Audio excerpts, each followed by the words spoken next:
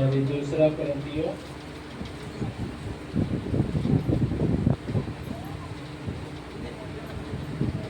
दूसरा कुरिन्थियों 6-7 अध्याय।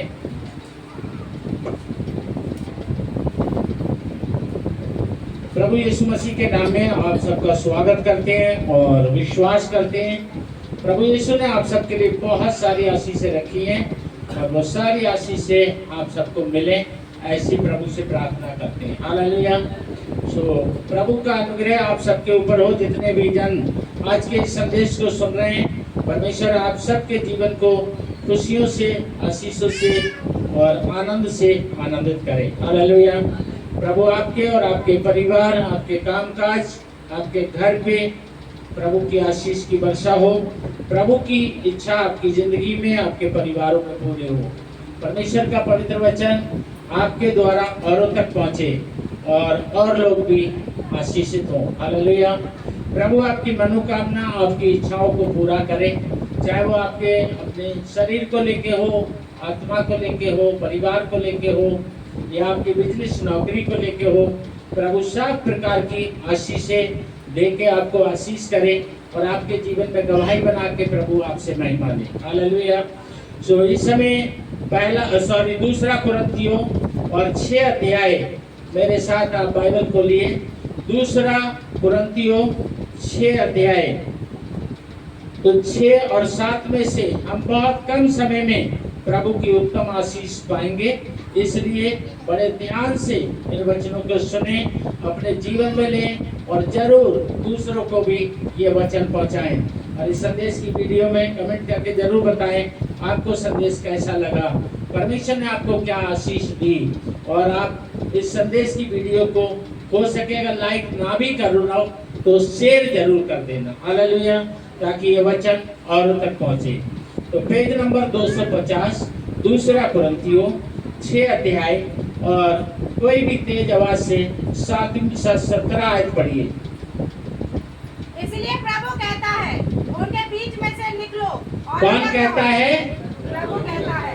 इसलिए कौन कहता है? किसी मनुष्य की बातों पे विश्वास मत करो, लेकिन प्रभु के वचनों पे संदेह मत करो। हालेलुया। वो कभी हमारे आपके बारे में बुरा नहीं सोचेगा, वो कभी हमारे आपकी हानि नहीं सोचेगा, ठीक है। वो हमसे आपसे कभी झूठ नहीं बोलेगा। इसलिए परमेश्वर के वचन पे कभी संदेह नहीं करना, प्रभु की आवाज पे कभी संदेह नहीं करना। प्रभु कहे कि उठो तो बिना सोचे समझे, बिना सवाल जवाब के उठो, बैठो बिना संकोच के बैठो, चलो बिना संदेह के चलो।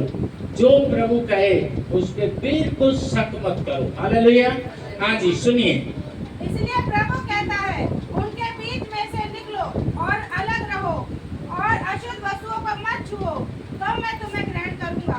तो मैं तुम्हें ग्रहण करूंगा। वो नहीं कहता कि किसी धर्म को छोड़ोगे तो मैं ग्रहण करूंगा, या किसी धर्म को स्वीकार करोगे तो मैं तुम्हें ग्रहण करूंगा, या तुम कोई अपना धर्म परिवर्तन करोगे तो मैं ग्रहण करूंगा, या घर वापसी करोगे तो मैं ग्रहण करूंगा, या शाकाहारी बनोगे तो ग्रहण करूंगा, या मांसाहारी बनोगे तो ग्रहण करूंगा।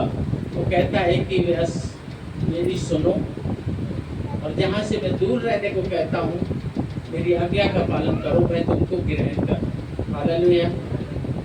ग्रहण, और जिसको वो ग्रहण करेगा परमेश्वर, सोचो फिर उसकी जिंदगी में क्या होगा। स्वर्ग उसका है, पृथ्वी उसकी है। स्वर्ग में जो कुछ है वो उसका है, पृथ्वी पर जो कुछ है वो उसका है। और अगर उसने आपको ग्रहण कर लिया तो फिर आपके लिए क्या मिल सकता है, आप कुछ सोचो। हालेलुया।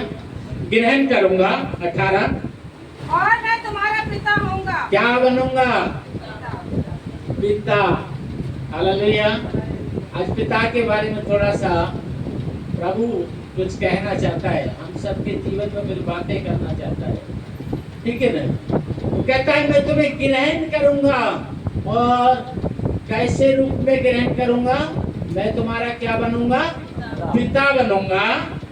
और मैं तुम्हारा पिता होऊंगा और तुम मेरे बेटे और बेटियां होंगे। और तुम्हें मैं क्या बनाऊंगा? अपना बेटा और बेटियां। ना हिंदू, ना मुसलमान, ना सिख, ना ईसाई, ना बुद्ध, ना जैन। क्या बनाऊंगा तुम्हें? अपना बेटा और बेटी। हालेलुया। धर्म नहीं बदलता परमेश्वर। परमेश्वर हमें ग्रहण करता है। गलत शिक्षाओं से, भरमाने वाले लोगों से, भरमाने वाली आत्माओं से, भटकाने वाले लोगों से, भटकाने वाली आत्माओं से दूर रहो। वहां से निकल आओ। हालेलुया।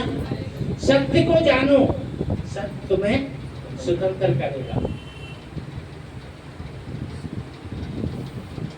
यीशु में और बाइबल में थोड़ा अच्छे से जुड़ो। दिखाने के लिए नहीं, दिखाने के लिए, दुनिया को दिखाने के लिए नहीं, ऊंचा बनने के लिए नहीं, अपने जीवन को आशीष पाने के लिए और दूसरों को आशीष का कारण बनने के लिए और प्रभु की महिमा करने के लिए अच्छे से बाइबल को पढ़ना, सुनना, समझना, चलना और दूसरों तक पहुंचाना। हमें पापों की क्षमा के लिए, हमें मृत्यु से आजादी के लिए, हमें आत्मा के उद्धार के लिए, हमें कलेश की दुनिया से निकल के और आनंद की दुनिया में प्रवेश होने के लिए हमें परमेश्वर के पुत्र यीशु की और परमेश्वर के पवित्र वचन, पवित्र शास्त्र बाइबल की जरूरत है। हमें किसी धर्म को छोड़ने, ग्रहण करने की जरूरत है।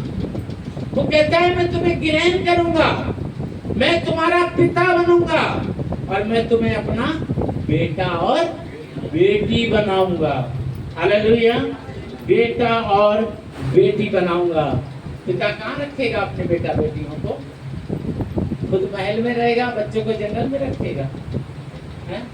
क्या कहता है? अरे तुम बुरे होके भी अपने बच्चों को कितना अच्छा सोचते हो। रोटी मांगे तो क्या नहीं देते? पत्थर नहीं। मछली मांगे तो क्या नहीं देते?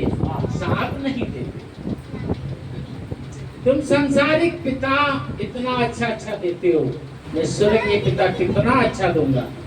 मैं तुम्हारा पिता बनूंगा, मैं तुम्हें ग्रहण करूंगा, मैं तुम्हें अपना बेटी बेटा होने का अधिकार दूंगा, मैं तुम्हें अपना नाम दूंगा, ना कि धर्म दूंगा। हालेलुया।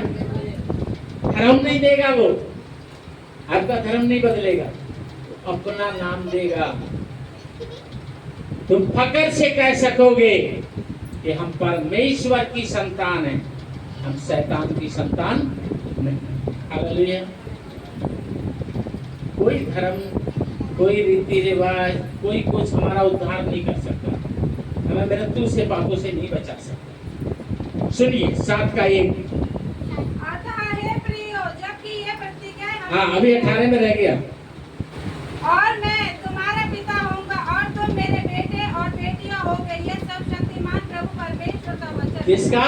प्रभु का और परमेश्वर का, यहोवा का और यीशु मसीह की ओर से वायदा है कि वो ग्रहण करेगा, वो अपने पुत्र यीशु में ग्रहण करेगा, पिता का वो नाम देगा और बेटा बेटियां होने का तुम्हें अधिकार देगा। तो फिर आशीष क्यों नहीं देगा? हालेलुया। 7 का 1। अतः हे प्रियो, जबकि ये प्रतिज्ञा हमें मिली है, तो आओ हम अपने आप को शरीर और आत्मा की सब मलिनता से शुद्ध करें और परमेश्वर का भय रखते हुए पवित्रता कोशिश करें। बस, कोई धर्म ना छोड़े, ना कोई धर्म ग्रहण। क्या करें? बस परमेश्वर की आज्ञा का पालन करें, परमेश्वर की इच्छा को पूरा करें। और हो सके तो थोड़ी सी इच्छा मेरी भी पूरी कर दो। इस संदेश की वीडियो को जरूर सुनना और कमेंट में जरूर बताना। लाइक ना करो तो मत करना, अगर नाराज हो तो शेयर जरूर करना। मेरी प्रार्थना यही है कि आज का इस संदेश के द्वारा जितने कानों तक जाए उन सबका जीवन बदल जाए। परमेश्वर आप सबका उद्धार करे, आपके पापों को क्षमा करे, मृत्यु से आजाद करे, इस संसार में भी सब प्रकार की आशीष दे और स्वर्ग की भी सब प्रकार की आशीष दे। आपके जीवन से प्रभु की महिमा होती रहे और प्रभु की आशीष आपके जीवन में आती रहे। प्रभु की इच्छा हुई तो फिर मिलेंगे कभी। जय मसीह।